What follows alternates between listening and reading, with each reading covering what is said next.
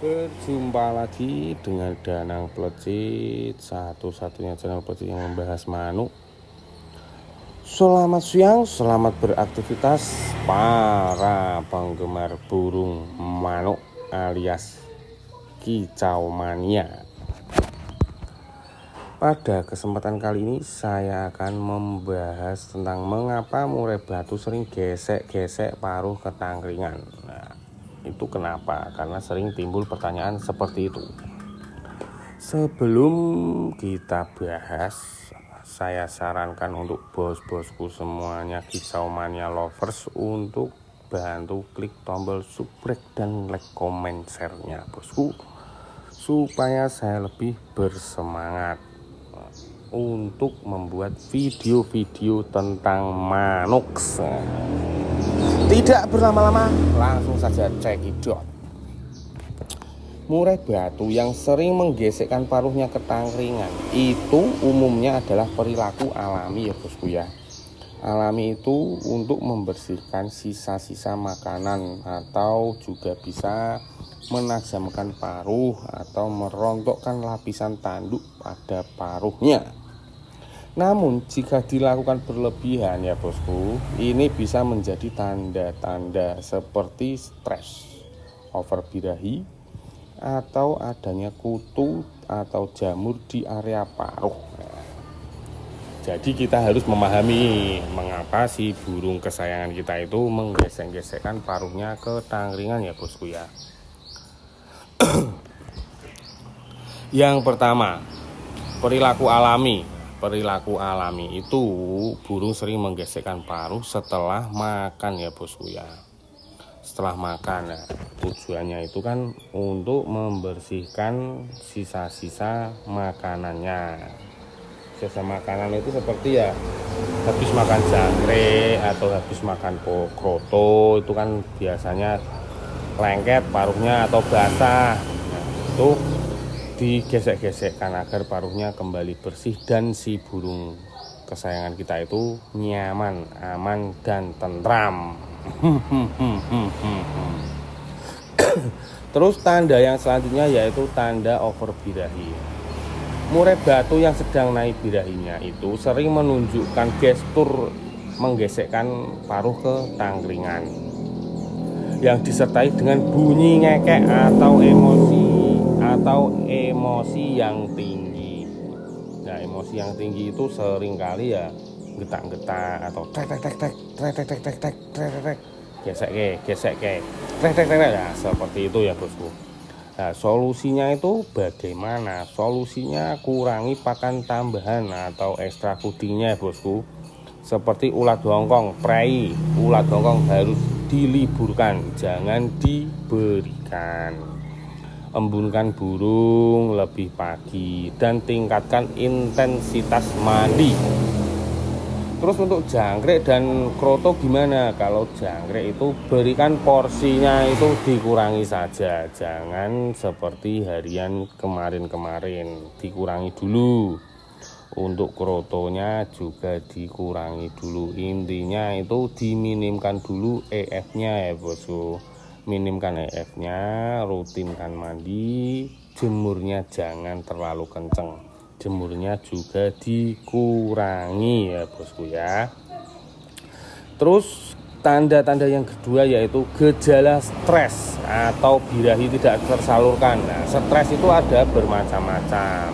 Stres karena lingkungan atau stres karena ditembak murai lain di rumah, akhirnya dia mental down, stres, atau juga stres karena birahi tidak tersalurkan. Dia birahi tinggi tapi tidak ada betinanya, jadi dia stres.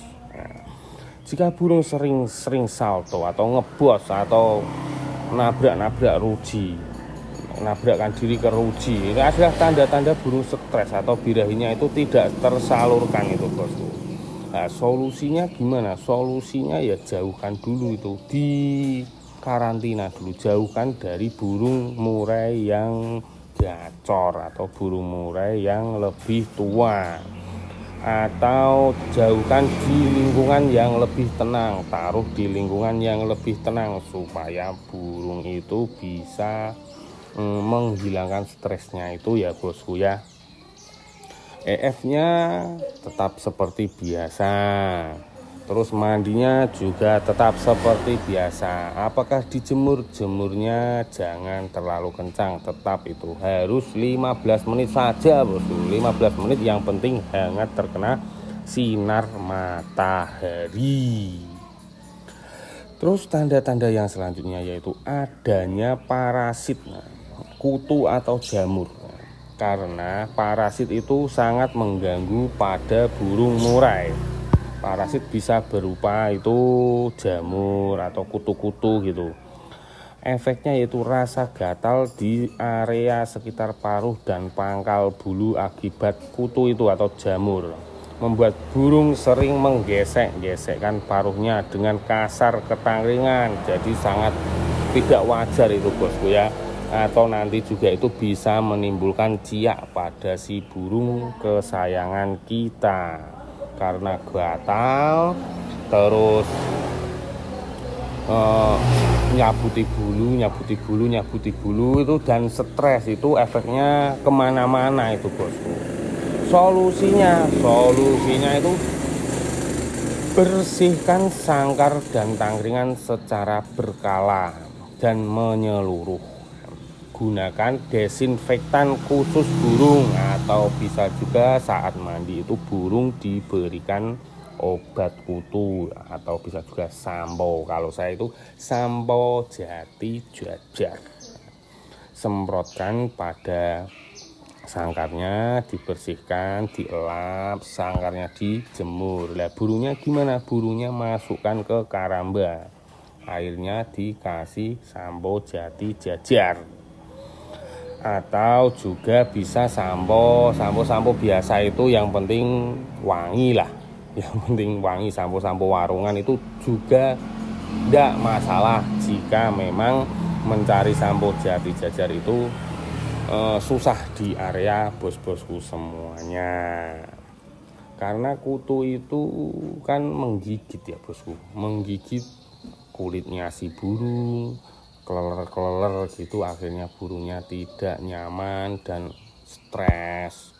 Terus paruhnya itu dilihat saja, paruhnya ada bintik-bintik putih enggak? Kalau ada bintik-bintik putih itu tandanya itu jamur itu, Bosku. Ada jamur timbul itu akibat minimnya penjemuran atau kekurangan hawa panas pada burung. Karena habis makan yang berair paruhnya menjadi lembab dan menimbulkan jamur. Dan bisa juga karena faktor jarang mandi ya. Jarang mandi itu juga bisa. Atau juga bisa disebabkan karena tangkringannya itu lembab, tangkringan lembab, suasana sangkar juga lembab, akhirnya timbullah parasit tersebut. Atau bisa juga karena kutu dari burung lain. Karena kalau kutu itu cepat sekali menyebarnya, parasit juga cepat menyebarnya, apalagi jika kondisinya lembab. Jadi disarankan untuk bos-bosku semuanya itu untuk rutin menjemur burungnya. Jangan lama-lama, yang penting 15 menit, 10 menit cukup menurut saya pribadi, Bosku. Oke, untuk tip-tip yang selanjutnya silahkan tinggalkan kolom komentarnya itu dengan komenan pertanyaan juga enggak masalah, nanti akan saya jawab satu persatu ya, Bosku, lewat video-video seperti ini. Untuk bos-bosku semuanya, saya minta maaf apabila ada kata-kata atau penyampaian saya yang kurang berkenan di hati bos-bosku semuanya. Tolong dibantu klik tombol subrek dan like-nya, share-nya juga supaya saya lebih bersemangat. Akhir kata, wassalamualaikum warahmatullahi wabarakatuh. Semoga burung bos-bosku semuanya dalam kondisi fit dan on fire. Capcu.